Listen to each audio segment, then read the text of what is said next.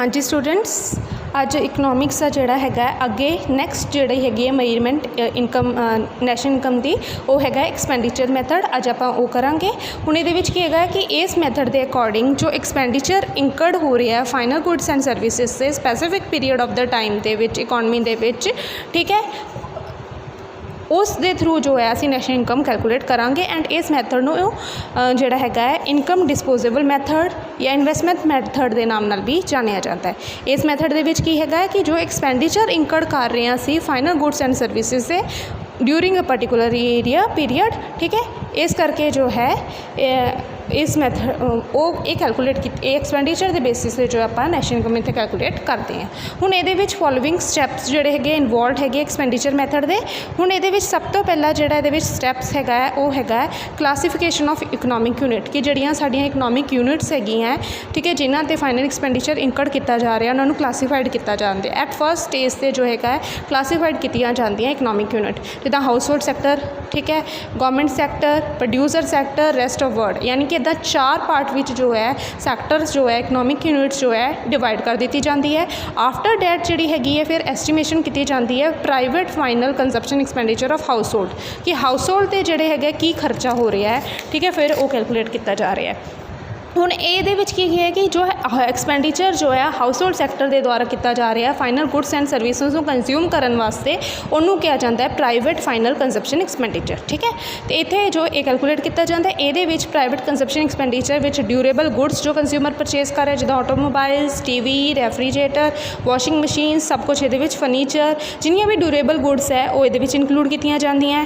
फिर जिन्नियां भी एक्सपेंडिचर की जा रही हैं नॉन ड्यूरेबल गुड्स जिदा फूड ते, ग्रेन ते, मिल्क ते, ब्रैड ते, बटर ते, ये सारिया चीज़ां जो ये इंकलूड की जाती है, ठीक है। ड्यूरेबल गुड्स जड़ियाँ लॉन्ग रन च लईयां जा सकती हैं, नॉन ड्यूरेबल गुड्स जड़ियाँ कि थोड़े टाइम च लईयां जा सकती हैं, ठीक है। ये दोनों कैलकुलेट करके फिर private consumption expenditure on services जो या फिर जो सर्विसेज से भी जो मतलब कि खर्च कर रहा हाउस होल्ड सैक्टर जिदा डॉक्टर, लायर, टीचर, ठीक है, ये सब कुछ। हुण ये तीनों चीज़ों जोड़े है तीनों तरीके के खर्चे जोड़े है goods and services find out करके इन्हों का जोड़ा है सम टोटल कर लिया जाता है, ठीक है। एंड इन्हों जो कैलकुलेट कितना किया जाता है इन्हों कैलकुलेट इदा किया जाता है कि टोटल क्वांटिटीज़ जिन्नियां भी सेल हुई डोमैसटिक मार्केट के उन्होंने मल्टीप्लाई कर दिया जाता है retail price of the market के नाल। ध्यान के नाल सुनो, इन्हों कैलकुलेट किया जाता है टोटल क्वांटिटी ऑफ सेल्स जिन्नियां भी सेल हुई डोमैसटिक मार्केट में रिटेल प्राइस के नाल मल्टीप्लाई करके इन्हों कैलकुलेट कर लिया जाता है। फिर उस तो बाद थर्ड स्टैप है कि एस्टीमेशन की जाती है गवर्नमेंट के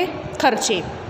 देखो गवर्नमेंट जो है इकॉनमी दे नेशन दे विच कई तरीके की सर्विस प्रोवाइड करता है, डिफेंस की, लॉ एंड ऑर्डर की, पब्लिक हैल्थ की, एजुकेशन की, कल्चर सर्विस की, कई सारी सर्विसेज जो है प्रोवाइड करता है लोगों की वांट्स नू सैटिस्फाई करने वास्ते, ठीक है। हुण ये जो है गवर्नमेंट कई तरीके के खर्चे भी करता है। गवर्नमेंट जो है इंप्लॉइज़ जोड़े है उन्होंने सैलरीज भी दिंदा है, फिक्स कैपिटल से भी खर्चा करता है, गुड्स भी गवर्नमेंट सेल करती है, ठीक है। इस तरीके कई गवर्नमेंट से भी खर्चे होंगे हैं। हुण थर्ड स्टैप पर असी उस चीज़ भी कैलकुलेट कर लेंगे हैं। एंड फोर्थ स्टैप पर जो है एस्टीमेशन ऑफ इन्वेस्टमेंट एक्सपेंडिचर। हुण जो इन्वेस्टमेंट के खर्चे हो रहे हैं, ठीक है, ग्रॉस इन्वेस्टमेंट दे विच जिहदे विच प्रोड्यूसर जो है खर्चा कर रहे हैं कैपिटल फॉर्म करने वास्ते, ठीक है। हुण इहदे विच जो है प्रोड्यूसर जो है फिक्स एसेट ते खर्चा कर रहा है, जिहड़ा प्रोड्यूसर जो है कंस्ट्रक्शन वर्क ते खर्चा कर रहा है, बिल्डिंग वगैरह, ठीक है, रेजिडेंट हाउस से या गवर्नमेंट के द्वारा कोई फिक्स एसेस जी हैगी बनानी है, रोड बनाने, डैम बनाने, ब्रिजेस बनाने, वो खर्चा हो रहा है, या प्रोड्यूसर के द्वारा कोई स्टॉक चेंज किया जा रहा है वो कोई खर्चा हो रहा है, ठीक है। वो सब कुछ जो ये इंकलूड किया जाता है, ठीक है। जो भी मतलब कि ये इस तरीके दी चीज़ां होन वो इंकलूड किया जाता है। एंड ये स्टॉक कैलकुलेट किया जाता है क्लोजिंग माइनस ओपनिंग स्टॉक कितना चेंज विच हो रहा है। फिर उस तो बाद फिफ्थ पॉइंट है estimation of net foreign expenditure कि फॉरन तो जी फॉरन विच कितनी इन्वेस्टमेंट की जा रही है, एक्सपोर्ट इंपोर्ट कितना किया जा रहा है, वो डिफरेंस फाइंड आउट करके उस चीज़ को कैलकुलेट किया जाता है। और ये की है जे साडा एक्सपोर्ट ज़्यादा है तो साड़ी जी पॉजिटिव होएगा, अगर मतलब कि एक्सपेंडिचर पॉजिटिव होएगा, अगर इंपोर्ट ज़्यादा है तो साढ़े ये जोड़ा है एक्सपेंडिचर जोड़ा नेगेटिव होएगा। फिर उस तो बाद estimation of the national income. फिर नैशनल इनकम एस्टीमेट की जाती है वो कितना की जाती है कि जो भी अबव असी खर्चे किए चारों सैक्टर के उन्होंने प्लस कर लिया जाता है, ठीक है। फिर असी gross domestic product at market price मिल जाता है, ठीक है। Gross domestic product at market price सी मतलब जोड़ा household sector, government sector, investment sector plus export sector, ये सारे प्लस करके सानू gross domestic product at market price निकल आया। फिर ये असी डेप्रीशीएशन माइनस करांगे, जो डेप्रीशीएशन माइनस करते इंडायरैक्ट टैक्सेस माइनस करते, फिर ये साडा निकल आएगा पहला जो डेप्रीशीएशन माइनस करता net domestic product at market price, जो इंडायरैक्ट टैक्सेस माइनस करते नैट डायरैक्ट जोड़े है, ठीक है, ये फैक्टर प्राइस निकल आएगा। फिर इन्होंने सारे जो हुण ये निकले नेट डायरैक्ट, ठीक है, product net domestic product at factor cost, जो ये निकलिया ये हुण असी जो है जी हैगी है net factor income earn from abroad असी प्लस कर देंगे तो सानू नैशनल इनकम जो है with the help of expenditure method निकल जाएगी। हुण ये भी कुछ प्रिकॉशनस कुछ ध्यान देने की लोड़ है एक्सपेंडिचर मैथड कैलकुलेट करते हुए कि ये जोड़े फाइनल गुड्स है या फाइनल एक्सपेंडिचर है बस वही इनकलूड करना है, और कुछ भी ये इनकलूड नहीं करना। ये इंटरमीडिएट कंजप्शन जी हैगी जे जड़ियाँ गुड्स है जिन्होंने जे पास ऑन होना है, ठीक है, प्रोडक्शन प्रोसेस उन्होंने इनकलूड नहीं करना। ये जड़ियाँ ट्रांसफर पेमेंट है, स्कॉलरशिप है, अनएम्पलॉयमेंट अलाउंसेज है वो इनकलूड नहीं करना। सैकेंड हैंड गुड जो है इनकलूड ये नहीं करनी। फिर ये अगे फर्दर ये है कि कमीशन जो पेड हो रही है sale of second hand good which वो इनकलूड करना है। और जोड़े रीयल फाइनैशियल इन्वेस्टमेंट है, ठीक है, जिदा बॉन्ड डिबेंचर शेयर ये कोई खर्चा कर रहे हैं वो इनकलूड करना है, बट ये अलावा अगर कोई होर एक्सपेंडिचर कर रहे हो इनकलूड नहीं करना। इलीगल एक्टिविटी विंडफॉल गेम्स जी है नैशनल इनकम इनकलूड नहीं करनी। ग्रॉस इन्वेस्टमेंट जी हैगी है वो नैशनल इनकम विच इनकलूड करनी है। गुड्स एंड सर्विसेज जो सैल्फ कंजम्पशन वास्ते वो इनकलूड करना है, और जो प्रोड्यूस कर रहे हैं सैल्फ वास्ते वो भी इनकलूड करना है, ठीक है। इस तरीके ये प्रिकॉशन को ध्यान रखते हुए जो है नैशनल इनकम कैलकुलेट की जाएगी। हुण नैशनल इनकम की कुछ इंपॉर्टेंस भी हैगी है कैलकुलेट करने का। सब तो पहला जो असी नैशनल इनकम जो है कैलकुलेट करांगे ये सानू जो है growth rate of the country सानू पता चलेगा। जिदा आप GDP कैलकुलेट करते हैं, जिदा पहला कहा जाता है कि 19 एग्जाम्पल के तौर पर 1999 के भी GDP 5% सी, अज 2020 के GDP 8% है। हुण जेडे ये रेट्स मिल रहे हैं कितों मिल रहे हैं, सानू नैशनल इनकम तो जो ये रेट्स मिल रहे हैं with the help of that national income के नाल ही जो है साडी कंट्री का की ग्रोथ रेट है, इकॉनमी का की ग्रोथ रेट है, सिर्फ नैशनल इनकम के नाल ही पता चलता है। एंड नैशनल इनकम के नाल ही साडी इकनॉमिक परफॉर्मेंस इंक्रीज़ हुई है डिक्रीज़ हुई है वो पता चलता है, क्योंकि डेफिनेटली जो साडी नैशनल इनकम इंक्रीज़ हुई है it's mean sari economic performance सुधरी है। जो नैशनल इनकम साडी डिक्रीज़ हुई है तो साडी परफॉर्मेंस खराब हुई है।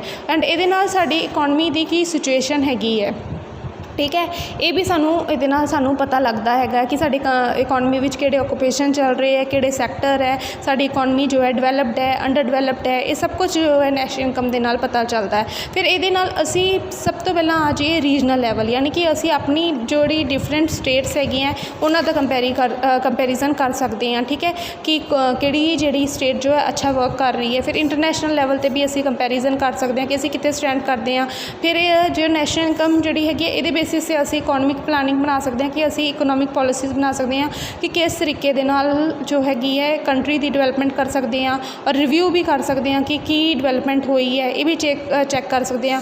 फिर इकोनॉमिक प्रेडिक्शन एंड फोरकास्टिंग, हुण मतलब कि जो फ्यूचर नूं जे असी जो है फोरकास्ट करना है वो भी नैशनल इनकम ते असी फोरकास्ट कर सकते हैं कि असी जो है कित्थे जो अपनी इकॉनमी नूं लैके जा सकते हैं, ठीक है। ये सब कुछ प्रेडिक्शन या फोरकास्टिंग भी with the help of national income होएगी। फैक्टर डिस्ट्रीब्यूशन ऑफ इनकम, मतलब कि नैशनल इनकम के नाल सानू पता चलेगा कि साडी जिहड़ी हैगी है इनकम कितना डिस्ट्रीब्यूट हो रही है, रेंट कितना दिता जाता है, पेसिस कितनी दी जाती है, इंटरस्ट प्रॉफिट ये सब कुछ पता चलता है। एंड नैशनल इनकम की मदद के नाल ही असी मैक्रो इकोनॉमिक्स नूं जो है एनालाइसिस जो है कर सकते हैं, ठीक है, क्योंकि जी नैशनल इनकम जी हैगी है ये मैक्रो इकोनॉमी का पार्ट है।